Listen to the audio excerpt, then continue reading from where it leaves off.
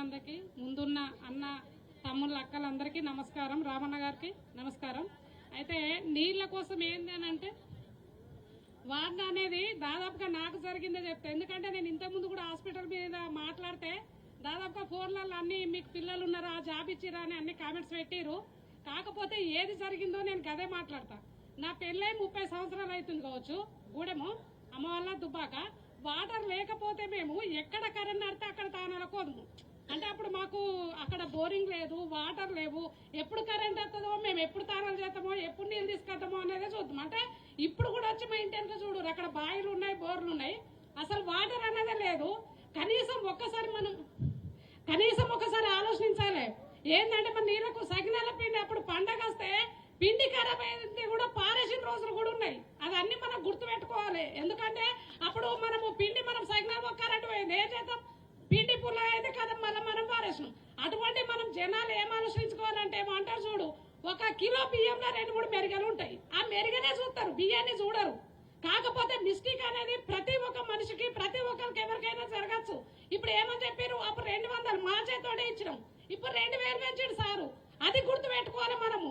ఇప్పుడు పింఛన్లు కానీ ఏది కానీ మనకు నెల రాగానే వస్తున్నాయి. ఇప్పుడు వస్తున్నాయి మనకు.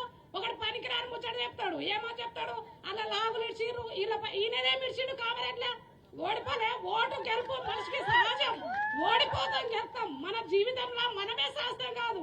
అటువంటి అప్పుడు మనం పనులు చేయాలి. ఇప్పుడు అప్పుడు టీఆర్ఎస్ ఉన్నప్పుడు ఇంటింటికి మన కళ్యాణ లక్ష్యం కానీ, ఆరోగ్యం బాగాలేకుండా కానీ ఒక బంధువులాగా వచ్చిర్రు. ప్రతి ఒక్కరు వచ్చి ఇంటికి వచ్చి ఇచ్చిపోయి అక్కడ కూర్చురు. అది వాళ్ళు మనం జనాలు ఆలోచించాలి. పాపం వాళ్ళు కూడా ఏమనుకున్నారు అంటే గెలవమని చెప్పుకున్నారు. యామిలన్నీ ఎందుకు ఇచ్చారంటే ఎట్లా మనం ఓడిపోతాము, ఇవే నాకు ఇద్దాము, రేపు మళ్ళీ మనం మాట్లాడచ్చు అనే ఆలోచన కొద్దీ ఇవన్నీ అమలు ఇచ్చిర్రు.